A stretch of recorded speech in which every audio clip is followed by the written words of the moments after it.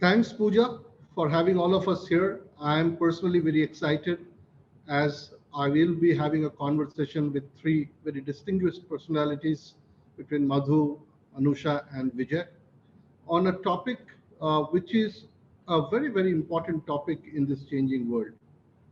The topic that is there in front of us is reimagining business. And all of us, either we are running our own business, either we are serving our clients, or we are teaching students. I think this is a conversation that is too hot on every table. Why so?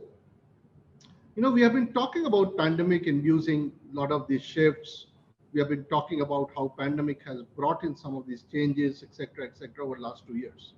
If you ask me, this was inevitable, and probably pandemic has only accelerated this whole conversation much faster. Let me tell you why, and why it is relevant for us to have a discussion or a conversation on this topic. And I'm eagerly waiting to learn and hear from you all as well. So PwC India, we did a CEO survey. It was our 25th PwC India CEO survey. And on the theme of critical aspects of long-term strategies of business. Three very important theme that came up was 81% spoke about customer satisfaction metrics as extremely important, which they would like to look at. 78% spoke about automation and digitization becoming much and much more important for them. 75% spoke about a very important aspect, which was employee engagement metrics. So it is absolutely important to understand these three dynamics because these are all interdependent with each other. You cannot really run customer satisfaction metrics unless you have a higher degree of automation and digitization in today's world. And unless your workforce is upskilled, digitally upskilled and engaged, you will not be able to deliver to your customer the delight that you're trying to look for. Hence, it becomes an extremely important conversation while organizations are trying to reimagine their business. What keeps them awake at night? If you look at the drivers of this conversation, if you can bucket it into 3 or 4 key elements, the first and foremost comes talent. I think all of us are hearing about the great resignation. We are hearing about the skill set scarcity. We are seeing the struggle each one of us are facing in our business to, get across to our client with the right kind of skill sets. It also talks about how business models are getting challenged, because that is where the need for a very different kind of skill sets, very different kind of workforce, the scale at which you need to hire, skill them, get them productive, followed by how are your business models which are changing is defining your different go-to-market.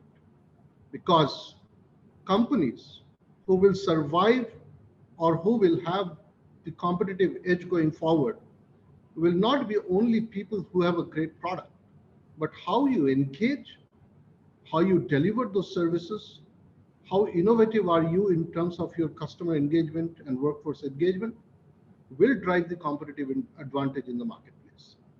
And of course, the segment that we are going to talk about today are going to be a very, very important part of the ecosystem play. The way the whole world is emerging, it's not that everybody will try to do it on their own. It is an era, it is an age of surviving, doing things together, and making a difference together by bringing in the right ecosystem player to create that differentiation or the advantage in your marketplace. With that, welcome you all, and may I then go to Anusha. Anusha, your perspective on this whole reimagining business as a topic, how important it is, and what are you hearing when you are talking to your ecosystem, your colleagues, people around you? Sure. Thank you very much, Somick. That's a wonderful introduction, and I'm glad to begin this conversation here. So, as you rightly pointed out, there are these three buckets that we have been hearing about a lot because businesses do communicate continuously with their customers. They talk about internal processes, which is majorly discussed on automation driven these days. And the third one is employee engagement as well.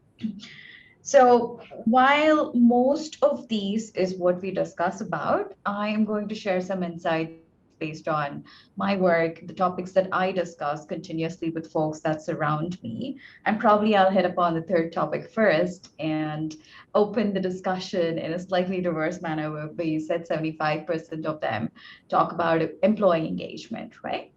So I think this crisis majorly now challenged our assumption that working from home is a difficult scenario. And right now, earlier we used to take that as a flexibility at work, or we took that as a perk to being an employee. Whereas it has shown both the upsides and downsides of being able to work from home. So I am probably going to leave it here. And as we go ahead in the conversation, we can discuss more about what the upsides have been and what the downsides have been as we discuss further in relation to the other aspects. Thanks, Anusha rightly said. I've been in consulting for last 20 years, and I always thought hopping onto a 6 a.m. flight every Monday morning is the only way to serve clients, which totally got challenged 2 years back when we had to totally deliver large complex projects, consulting projects sitting out of our home. Brought different challenges, gave us very different learning. And we were talking about challenging business models. The consulting business models also got challenged in terms of how you are trying to deliver some of these projects totally remote, because the habit was that we are all in front of the client 24 by 7. I think that totally got challenged, and the hybrid model, probably as we see here and learn, is going to continue even as life turns towards a bit of a normalcy. Coming to Madhu. Madhu, you have been talking to a lot of students who also come with huge background of even running maybe businesses, or come from a very diverse kind of a background. When you talk about the scarcity of talent, how do they look at it? And from your perspective, how has this really become a big lever when you're trying to reimagine your business for future? Madhu, you're on mute. First of all, thanks, Somick. Thanks, NASCOM, for organizing this. This is actually a very interesting topic. It's relevant to both my research and also things that I've been looking at. Now, going back to what we started off with, right? So let me start off with a joke which, kind of talks about the situation here. This is true for industries as well, but it's an internal joke among academics at large. We have great faculty in relationships, and their personal relationships are usually not the best. We have great finance professors, and then usually their personal finances are not the best. So coming back to the industry, right? I see a lot of us in the NASCOM world, ITAs, they're great at offering their products, but it's not clear if they're great at internalizing today's digital world, right? And I think that is the need for today. Okay, and it goes back to everything that we've been talking about. I think there's been a sea change in how customers want to get engaged.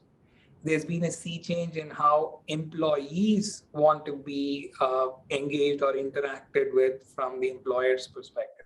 And all of that together leads to a change in how business models need to work.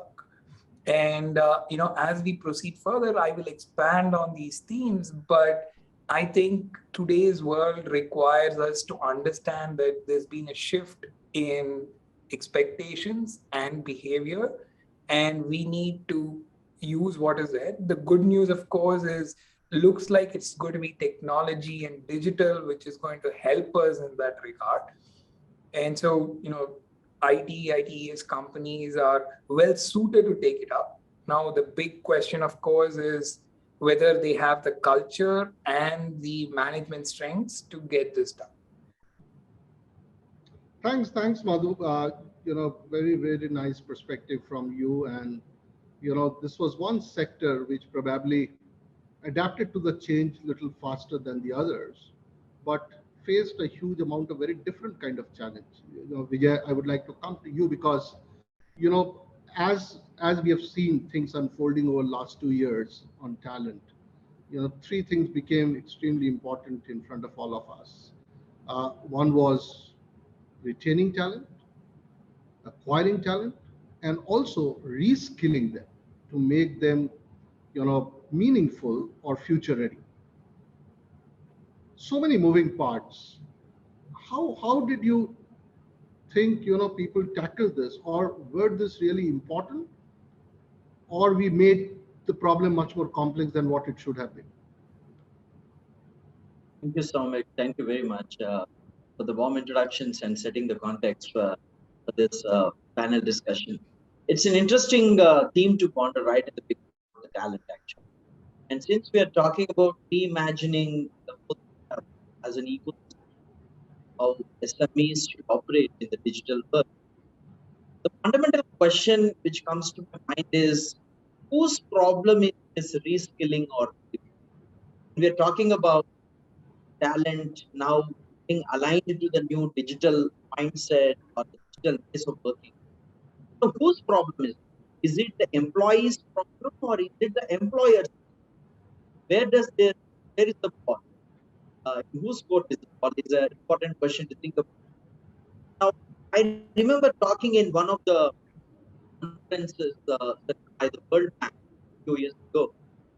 And in the conference, there was a debate between a set of panel members who was heading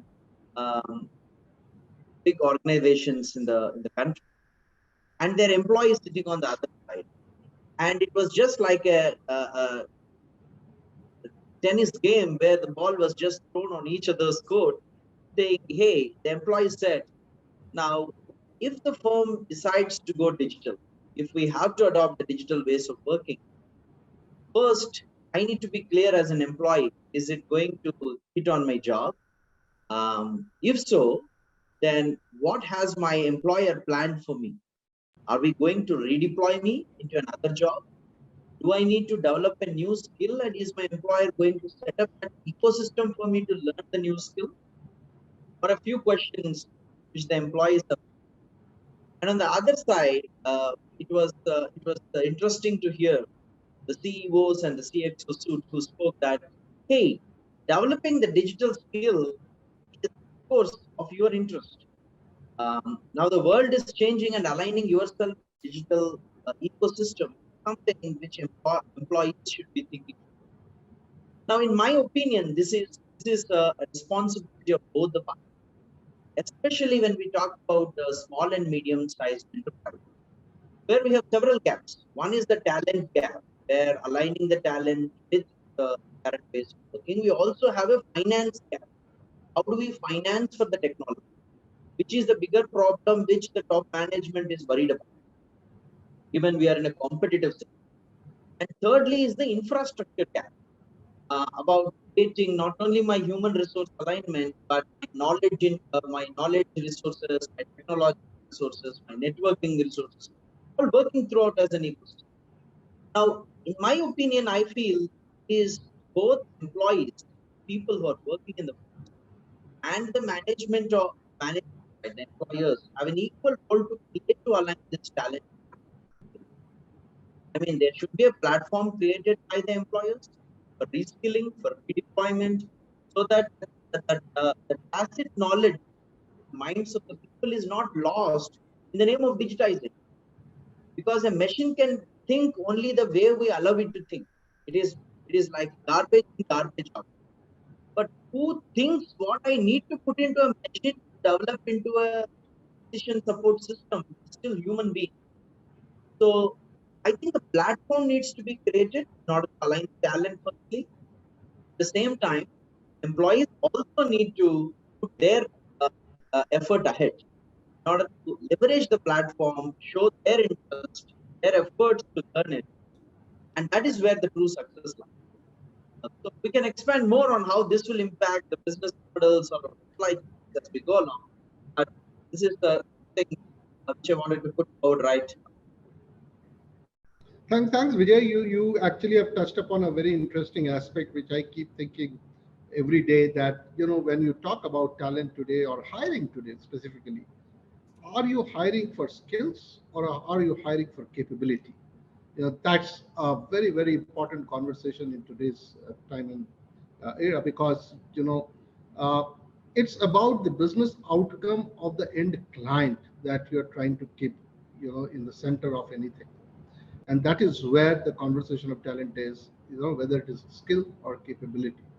And hence it is no more only the the KRA of the CIO or CDO of your organization to get everybody technically become savvy, but it's a business need. Your client business is changing, hence you need to change, and you need to become much more technically savvy to add value to those conversations. And the capability is about how do you leverage technology to bring business benefit or the outcome to a client. So great point made, which made me think on some of these. Anusha, if I come to you, this is also creating a lot of roles getting relooked at in IT services companies, professional services companies. Roles, very different roles are evolving, and skill sets are also coming from very diverse background. It is not those straight jacketed, only a engineer could do this, or a doctor could do this, or a statistician could do this. It's a very diverse kind of a talent need that is evolving. Any reflection from you on that? So I think, yes, different roles are evolving. And if we look at history of how job titles and job proliferation has been happening over years, I don't see this as something very offbeat. I feel it is in line with the evolution of the job titles, and this is in sync with the new technologies coming up. But one thing that has critically changed is definitely the style of work. And I feel Vijay has brought out an extremely powerful point while he was speaking, and that's tacit knowledge. So, from my perspective, tacit knowledge is something that is being strongly transferred in a physical setup where there are a lot of interactions happening in the workplace. So, just to give you a small sense of this, there's been a very interesting paper by Ethan Bernstein a couple of years ago when we were discussing the debate of whether to have open offices or closed offices. Now, we can draw an analogy between virtual and non-virtual later on, but that had a very powerful insight where they conducted this field experiment within an office setting, and they showed that even in an open office, the interactions in the workplace were going down. Like all the offices were, in fact, investing millions in transforming their offices to be very open, no barriers. You could choose your workplace, sit wherever you want. And what exactly was happening was people saw the person over there, got the feeling that the person was in the office. They were picking up their phones and texting the person instead of going there and meeting the person. So that completely defeated the purpose of interactions in the workplace. And since then, I think every company was trying to devise these methods and redefine roles, in fact, to encourage interactions in the workplace. So, in the process of redefining these roles and responsibilities, what they were trying to do is give roles that have more decision making authority, give more responsibility. So what happened when more responsibility was given is, you just get off the chair. You know that you have to make a decision on this. You are under time pressure. You own up the results.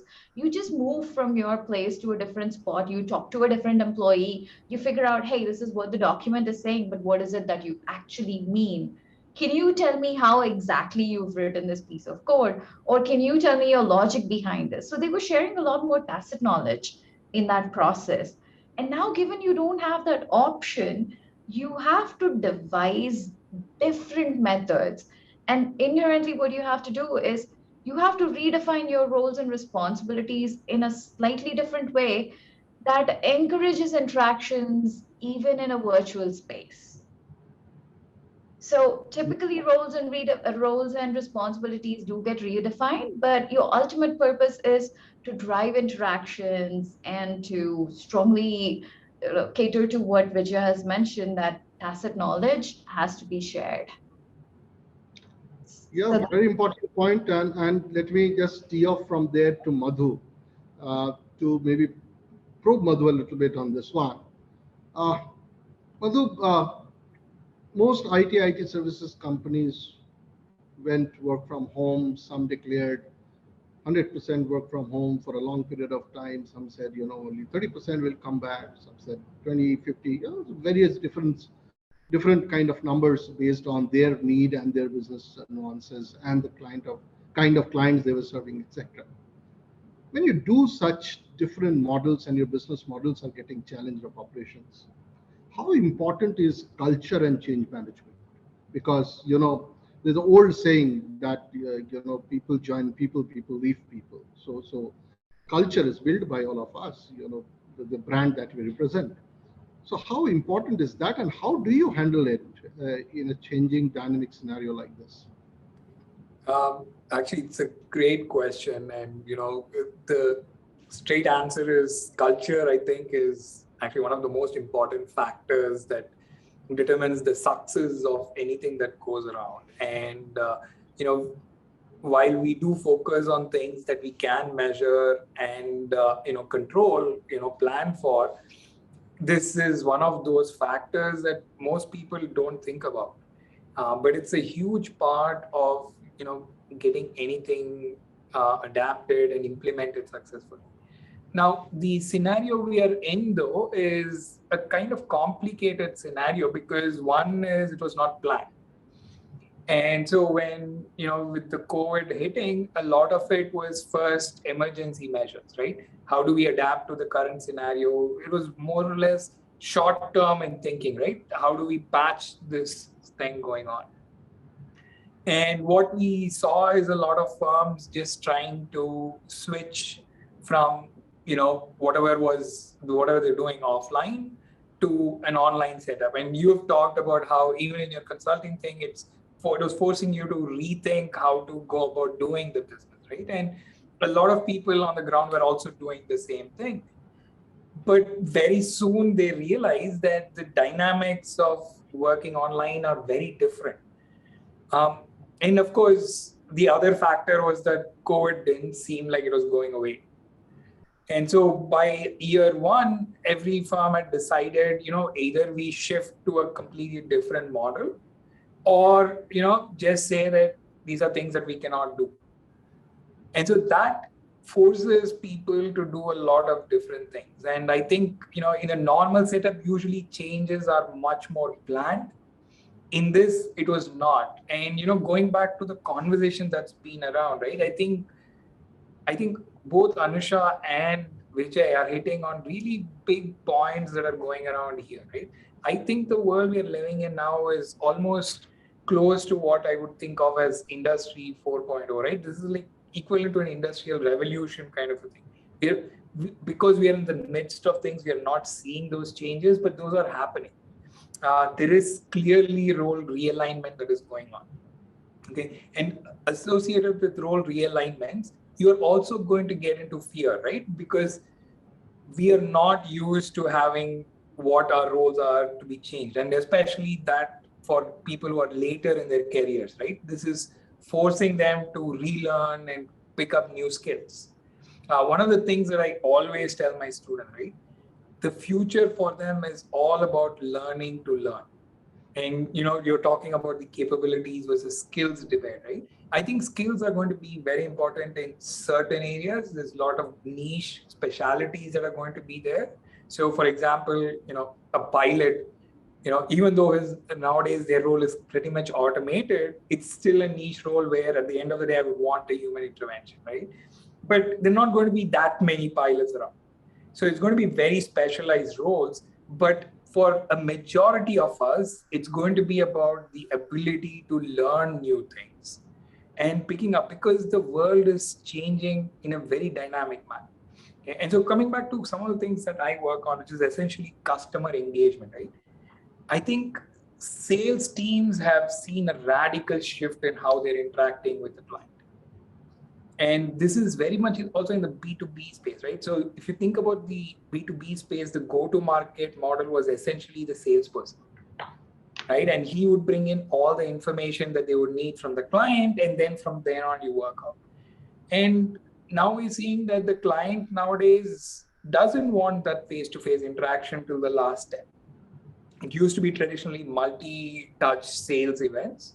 Now it's almost like, let me get all the information I want online. Don't meet with me till we start discussing price, or we're getting into the contract as such. And that requires the organization to realign itself. So one of the things that I've been working on and looking at is the growth of inbound sales teams. These are sales teams which are essentially taking up all the internal things of developing content, providing necessary details for the client, providing video-based setups, using all the new technologies that are out there to convey the information that traditionally salespersons used to do one-on-one. It is also leading to a specialization in the salesperson's role. The salesperson does not need to do everything out there. It is now focusing on, hey, we're going to be talking about the major details. Let's talk about closing the deal. Okay, how do we get there and what does it take? So I think there's a big realignment in roles. And trust me, salespeople are also scared, right? Because this is, again, something that they're not used to. And going back to our initial conversations, you will need to say, okay, this is what the organization is going to do. We need you to start skilling yourself in certain things. So salespeople have to change in how they're looking at it, especially if you're an outbound salesperson. If you're an inbound salesperson, here are the roles. So you're going to see a lot more specialization again. I don't think everybody can do everything. So you need to start picking up where your best skill sets are. Start doing that and understand that change is kind of the norm that we're going to be dealing with. I want to stop here, but this is like a Pandora's box where the more questions that keep coming up. I'm going to I'm hear from others on what they think on these. Thanks, Madhu. I could see the intense, with which you were talking, and really liked it. And you touched upon customer engagement, so I would come to Vijay, maybe Vijay in this. It's a very different world, and we are talking about customer engagement, which is or used to be a lot about emotion. You meet a person, you build a relationship. Somebody long back told me, buying is a very, very emotional decision backed by a financial logic.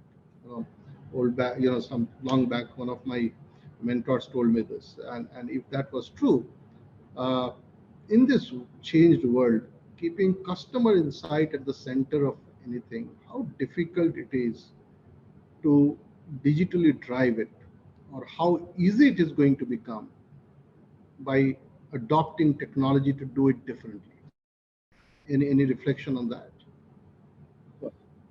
Somick, I see the address of this question in two parts.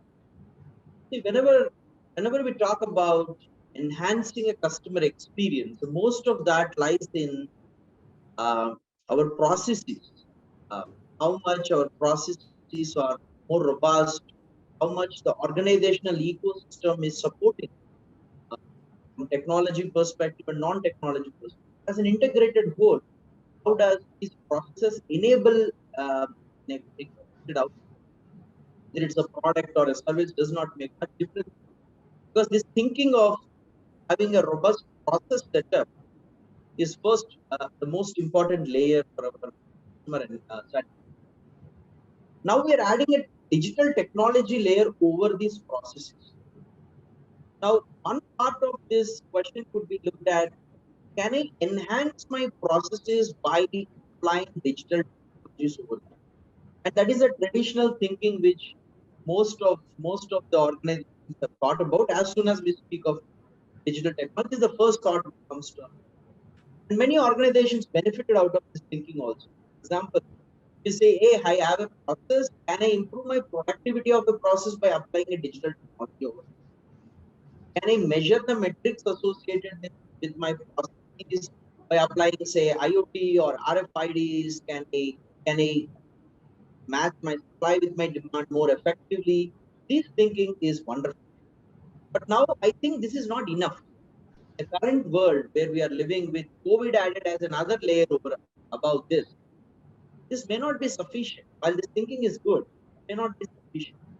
And this is where the new business model innovation becomes an important role in enhancing the customer satisfaction. And there is a significant difference in this thing. One, using digital technology to improve my existing processes, improve the outcomes of my. Number two, can I create new revenue streams for my organization and offer something new to the customer using digital? Let us take an example. For that matter, let us take health. In healthcare, both of these things which I'm talking about, we have witnessed. I mean, there was a time where many of the hospitals actually engaged in using technology to reduce the wait time of patients in the hospital, to reduce the errors in the systems, errors from the diagnostic labs, and so on, which is the former which we're talking about. Adding our digital technologies to improve my process management. But today, if we see there are new forms which have emerged, which offer telemedicine. Now, telemedicine is not a process improvement, it is a business model innovation, where there is a paradigm shift in my thinking that why do I need to get a patient to the hospital, but let me take the healthcare to the patient.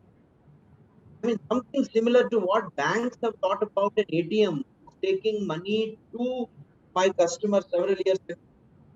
And today, good part is there is a lot of opportunity in front of us. I mean, looking at a pandemic, of course, pandemic has a several dark side of it, I don't deny it. But when I'm looking from an SME sector, there is a tremendous amount of opportunity to look beyond the traditional process improvements by using technology to enhance the customer satisfaction, to create new markets by using business model. And today, the governments are talking about from globalization, which was a factor, to localization. Do I need to have my supply chains across the world is a question in most of policy makers or even national mind, several countries, not just India. So in this context, there is a tremendous amount of opportunity for both entrepreneurs who wants to get in great markets, new business, and also existing SME leaders to enhance the customer satisfaction. So I see it in two ways. Thanks, Vijay. And you touched upon healthcare. I think that was one sector which probably got challenged the most, both because they had to handle the scale of the pandemic with a lot of unknowns, and at the same time, the business as usual with other ailments, etc. Critical patient. I think patient care is going to really become extremely different as we move ahead, and technology adoption is going to really create a big differentiator. So absolutely rightly said. If I come to Anusha, all this means extremely high agility in leadership. Unless there is a leadership agility, you cannot adopt to quite a few of these changes and get onto the course faster. Mm-hmm. Having said that, at times, too much such changes also can be disruptive to your business. So, while you're trying to run for the known can get into a risk. How do you create the right balance between the two? And what you are seeing, companies or large organizations or mid-sized organizations or small organizations doing differently to deal with the leadership agility piece?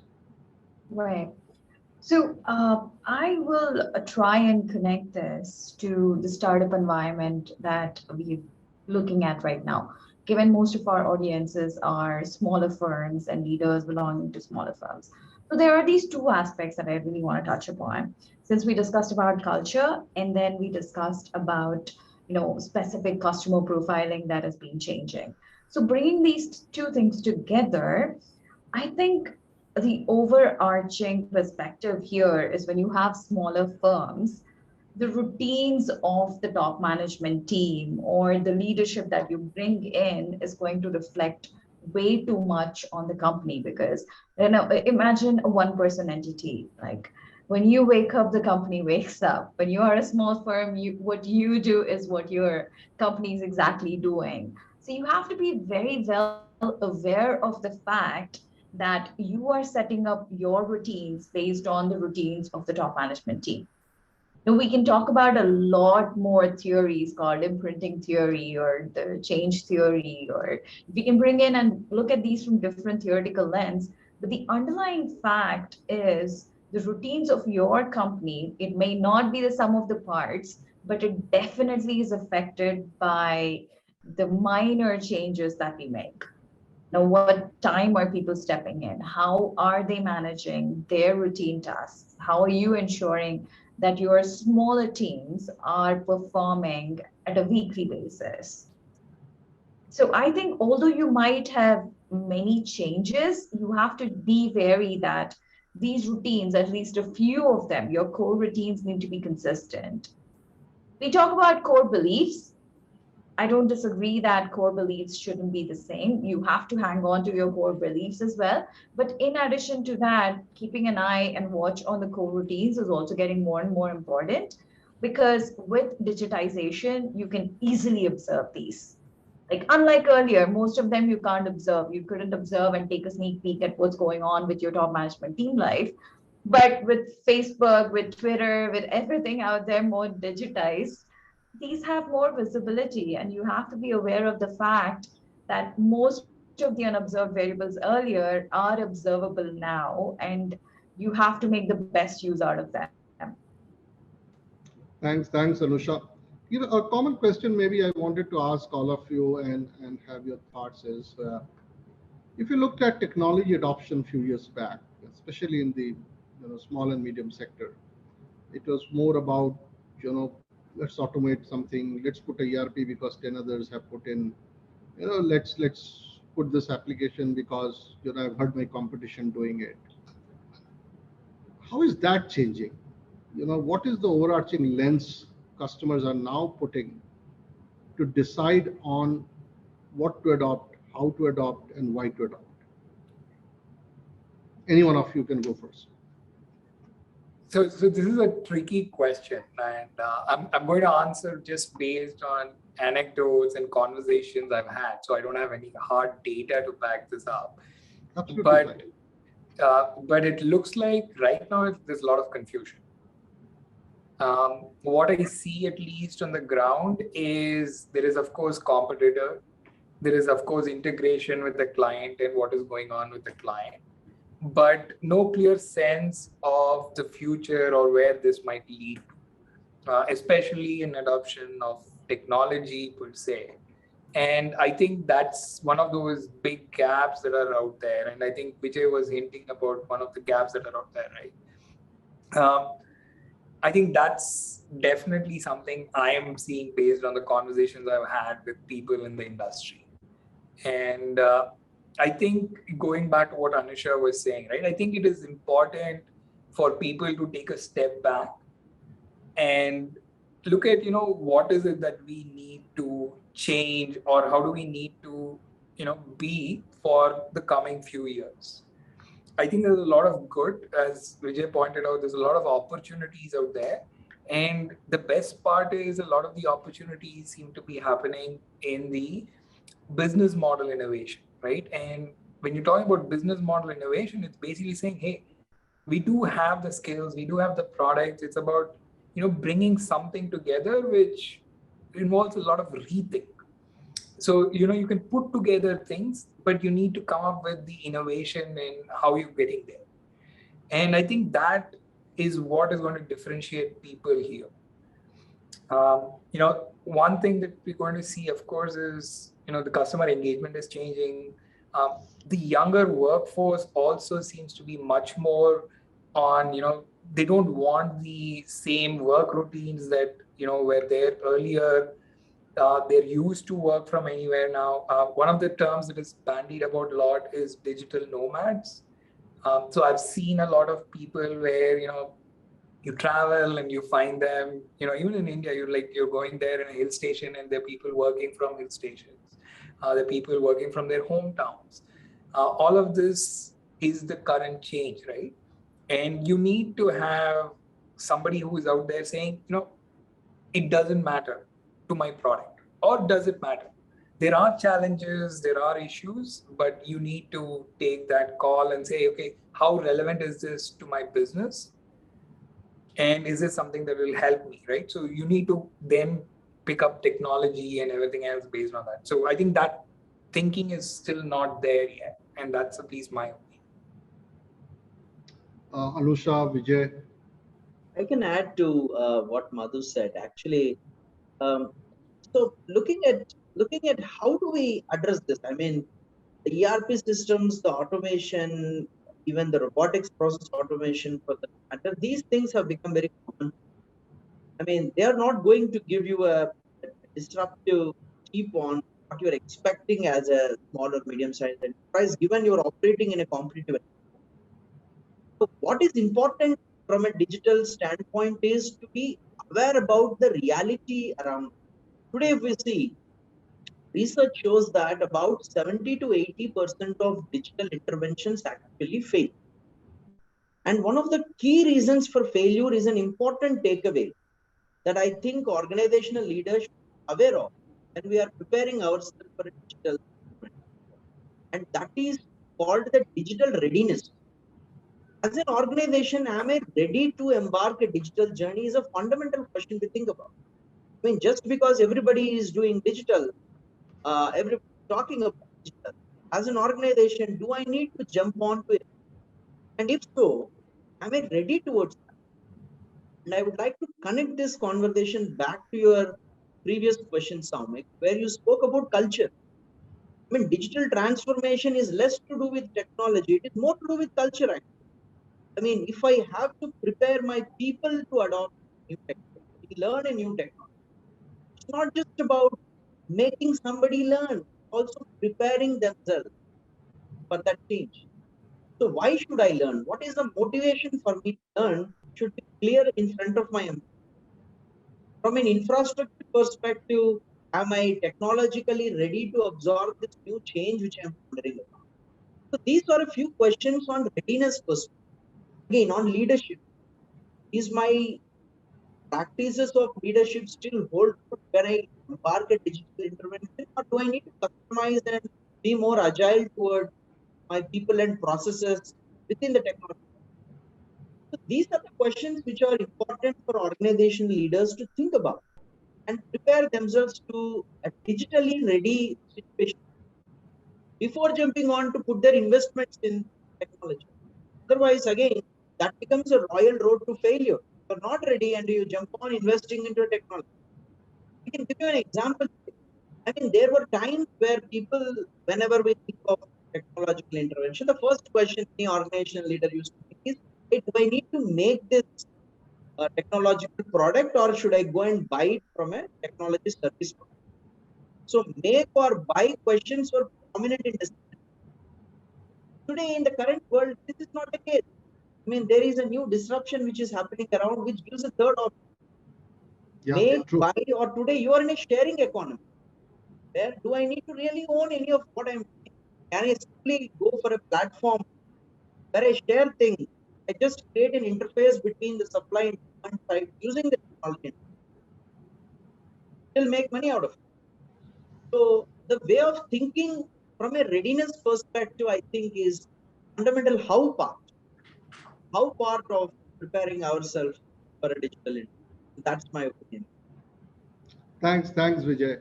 Anusha, yeah, I'll come to you with a bit of a change in the question to have your perspective. What Vijay said, that which leads to a very important piece of collaboration in today's world. You know, what do I do? How do I do? What do I deliver? What should I bring in? Is it as a service provider or as a consumer of a product or services? The collaboration and the ecosystem play is becoming extremely important. You know, how do you focus and bring the best to say this is what drives customer the benefit, and this is what drives business outcome for a customer? How do you look at some of these changing, or these are just words getting used and you really do not see them happening on the ground? So again, I'll get back to thinking about whether we have evidence on this or not, but I don't think we have evidence about collaboration changes as of yet. We are yet to explore how teams have improved in collaborating to be able to deliver things to the customers more efficiently. We are yet to understand a lot more on that front. And I think this is the time where companies have to pitch in and also start comparing what they have as data within the organization too. Oh, even we were aware that some sort of teams, diverse teams, were able to perform better earlier.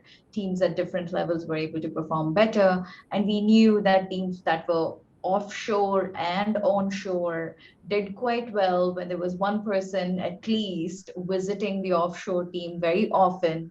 There was a lot more patenting in those cases when there was a person on the team in a different country visiting offshore teams.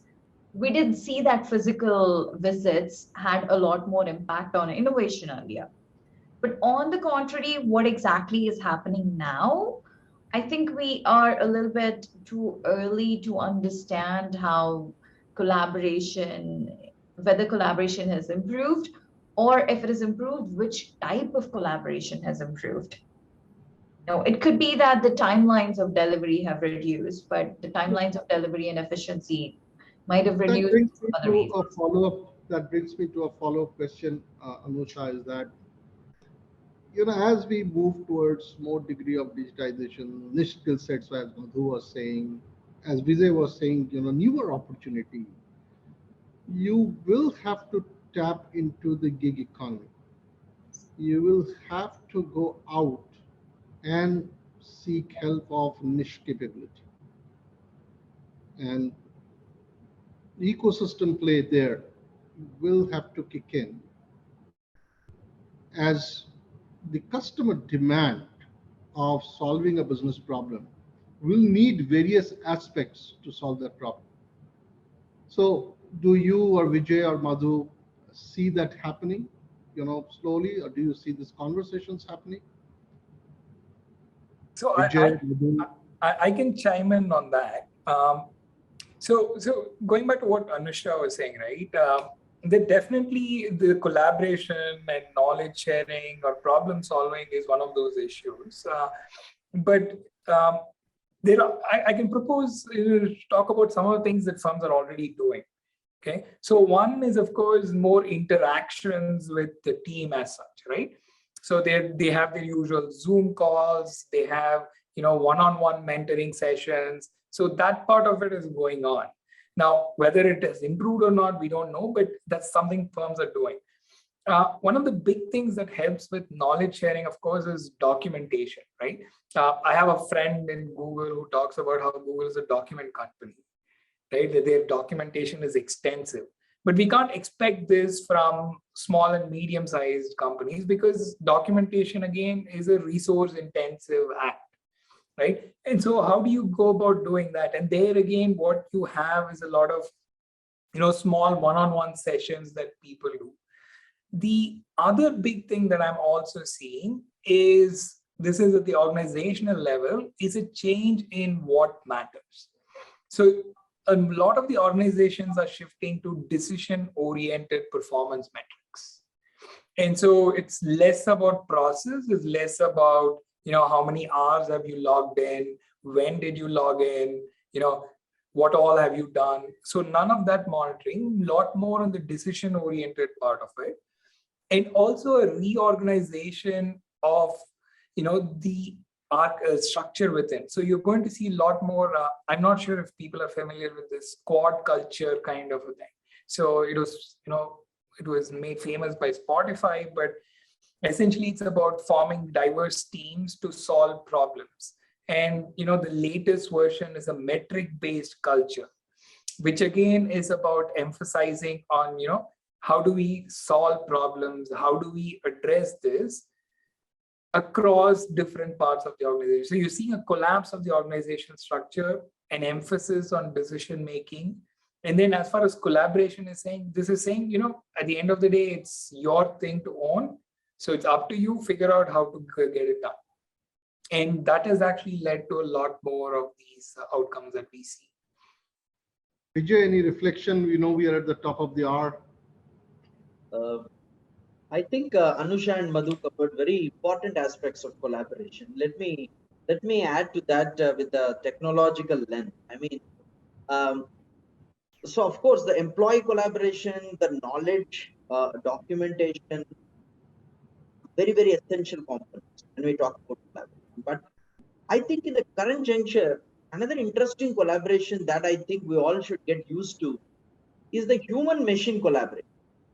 I mean, talking about digital technologies, unless we as human beings become comfortable collaborating with machines, I don't think it will be a good, easy change for us to transition in the future. Because there are two important points to highlight. When you see a world, today, the ideal world definition or a hypothetical world definition is this, that we have a full of human beings working in a field. I mean, I'm calling it a hypothetical world because that is not going to be the world at all. Now, in that theoretical world, the collaboration can lead to conflicts, team management, and things like that, where we had focus in the past, the pre-COVID era. Talking about most of our efforts, managerial efforts have been going to this, setting up objectives, managing team conflict, at the same time balancing my results and relationships and things like that. But today, I think we have to learn, moving beyond these tactical things, to look at how do I learn to collaborate with my partner machine. My machine will throw me exceptions which it cannot do, and how do I handle managing those exceptions? Or how do I train a machine to be my support resource? So I think that thinking has to come in a collaborative angle. Otherwise, the change may become difficult in the world of technology.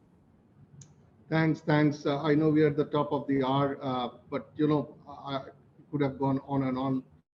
Such a wonderful topic and such great three panelists. Were so involved in this conversation, and makes me feel very happy because some of the points that you three put forward. I was trying to catch up on a book on how to win in digital age, and also one of our PwC partner publication called Beyond Digital. Some of these books are talking of very similar themes, and one of the book was mentioning that it is extremely important to build the org culture to succeed in a digital age, which all of you touched upon. You also touched upon speed of action under ambiguity becomes extremely important. Vijay, what you were just saying, decision-making balance between data and intuition, if I heard you or understood you correct. The creativity part, which Anusha was talking, the collaboration. And I think, Madhu, you mentioned a very important point about continuous unlearning and learning, continuously learning to learn, that humility. I think these four probably will become extremely, extremely important as we try to reimagine our business, because as somebody had said, future cannot be predicted, it needs to be invented. On that note, thanks everyone for this engaged conversation. It was a pleasure hosting you on this forum for NASSCOM. Wish you all a good weekend. Thank you. Thank you very much. Thank you very much.